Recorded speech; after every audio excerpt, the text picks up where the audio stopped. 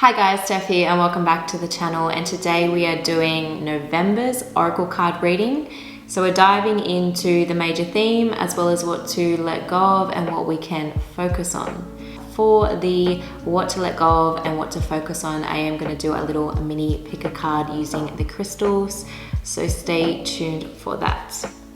Alright, so I've got my Kuan Yin Oracle. I'm just going to give it a little bit of a shuffle as I take a moment to center myself, and you can do this too, just moving into that open receptive state. A few deep breaths as I call upon my own divine higher self energy. I ask you to show me a card that reveals the message, the wisdom, the guidance, the inspiration regarding the major theme of November 2021. Alright, so what I'm going to do is just a split. Here it is. Ooh, Immortal Treasures. Wait for that to focus a little bit.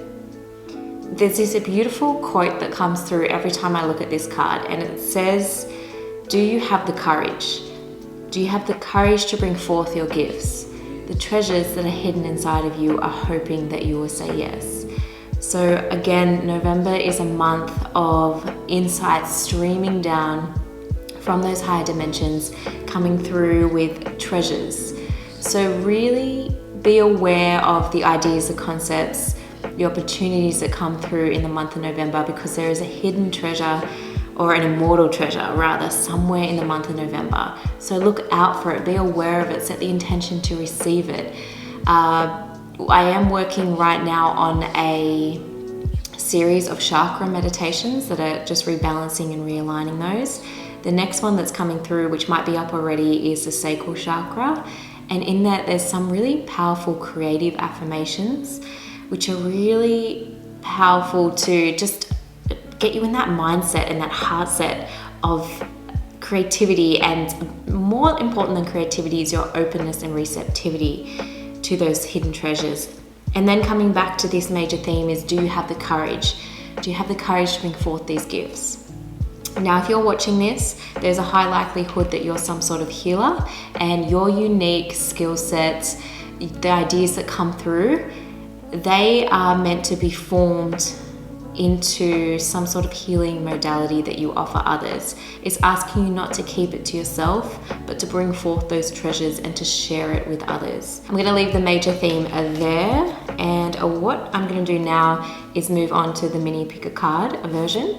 So actually, you know what? We'll leave Kuan Yin aside and we'll just do the Threads of Fate Oracle. So I'm going to give those a shuffle, and I'm going to get 4 cards. So I'm just shuffling the cards again, setting that intention to receive 2 piles of cards. The first card being what it's safe to let go of, and the second card being what's safe to grow for the people that choose that. Okay, split the deck in 2, and what I'm going to do is quite simply take what it's safe to grow, what's safe to let go of. I'm just going to go like that. Nothing too fancy. Alright, and I'm just going to put the crystals here, and I'm just going to give you a minute to center yourself and choose the card pile that's standing out the most to you.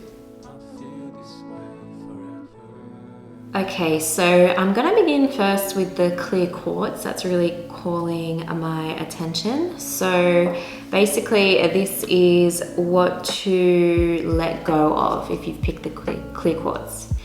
All right, so we've got Ascension. What I'm being most attracted to in the picture itself is the hand, and it seems to have like a few strings around the pinky there, and also the wing has a little bit of a string attached. So just let go of any practices that feel constrictive and draining, even though on the surface level they appear to be positive. Be aware of that. That's coming up pretty strong. That's safe for you to let go of. It might sound like an excuse. It's just not. Just trust the guidance that's coming through. Out of all the videos on YouTube, out of all the things that you could be listening to, this is what's coming through, and you've set that intention to be receptive. So just just trust and take note of that in the month of November. There's a reason you've been drawn to that. And, you know, if for a few weeks you let it go and you feel like, oh no, maybe not, then that's just experimentation. And that's the point of your spiritual journey and your ascension. Like, you're not supposed to get everything, you know, tick all the boxes and get everything right all the time. It's trial and error and playing around and experimenting and finding out what works for you. So the next card is what is safe to do more of, essentially, what's safe to grow. And you've got the wildling. Okay, so basically what I can just remember from the, what's it called? Guidebook itself, I'm gonna go straight there, is probably getting back into a little bit of a nature, a little bit of the essential self, the more authentic self. So I'm just going to read it to make sure I give you the correct message. Pulling the wildling card indicates it's a time to connect to the most primal parts of yourself. This may mean you need to detach a bit from people around you so you can hear the whispers of your deepest knowing without the influence of others. So the wildling is raw, it's empowered, it's independent.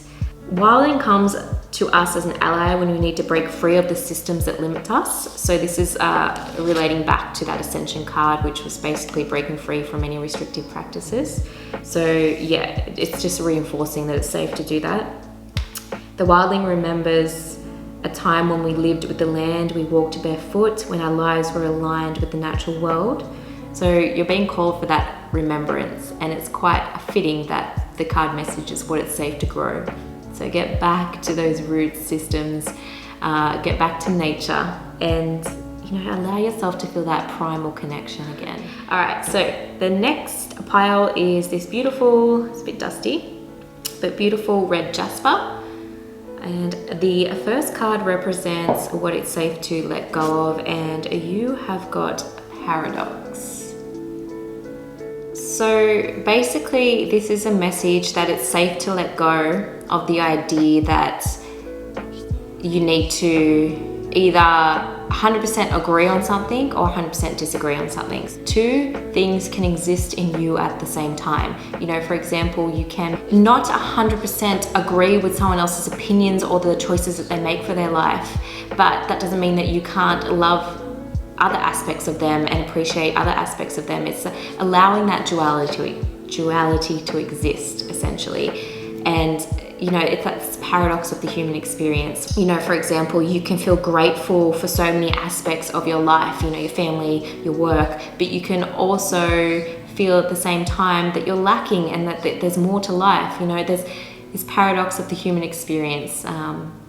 It's safe to let go and practice this in the month of November. It's safe to let go of that feeling that you need to be all in or all out. You can kind of dwell in the polarities and find that equilibrium there. So yeah, that's a little bit of an abstract message, I guess. It's not as action-based as some of the messages that come through, but just, I don't know, maybe write about it, journal it, consider it. Is there anything else that comes through? Let's see.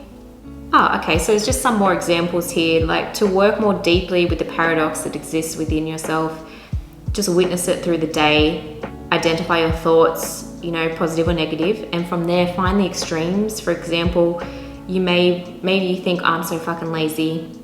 Acknowledge a couple of things that makes that true, and then also find the opposite, that you're also hardworking, and acknowledge a few experiences where you've, you know, shown that in your life and you've shown that to yourself. You know, you can hold those two things at the same time. I know I can. Anyway, it's just something to look at, something to be aware of, and it's safe to let go of that feeling of being all in or being nothing. All right, so the next one is what it's safe to grow more of. A little bit more action-based. We've got the movement card, and I'm going to take this as literally as I can. Actually, there's two dimensions that are coming through. One is quite literal physical movement. Get out into your garage, because I've got my gym in my garage. I don't know where you have your gym. You don't even have to go to the gym. Just get some more movement in the month of November. Your body will thank you for it. You know, I think I've mentioned this quite a few times, that your body is your temple, and physical movement helps the energy centers flow. And yeah, I'm not going to go too much into detail in regards to that. I think you are smart enough to figure out or know how good physical movement is for you. So make it a priority in the month of November. And the other thing that's coming through, it's popping up in the middle of my head. Try out, if you haven't already, the Kundalini Awakening meditation on my channel. It's all about activating your soul codes, and perhaps like the links back to the major theme, if there's something coming through in the month of November, some kind of higher idea concept that is related to part of your purpose on earth to heal and help heal others and help restore the consciousness of the planet. So if you're not quite sure what that is, that Kundalini meditation can help open your consciousness up to that and open you up to that and be more receptive in regards to that.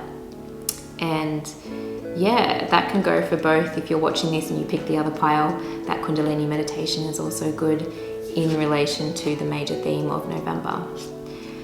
So I don't think anything else is going to arise inside of me. I'm going to keep it nice and short and simple.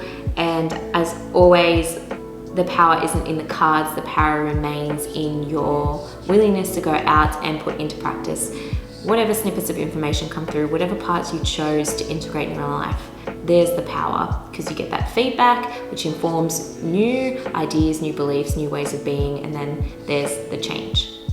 So in saying all that as well, I do want to mention that I am almost at the end of my Oracle card online how to read them course. Haven't named it yet, obviously. So it's just a platform where you go through about 8 to 10 lessons. Like I said, I haven't finished it yet, on how to use and how to read cards, but it's more than that. It's how to use cards as a tool to reconnect deeply with your intuition and bring it to the forefront of your consciousness, which is its proper place, and finding that balance between living in a logical, rational world, but deeply connected to those dimensions of you that know.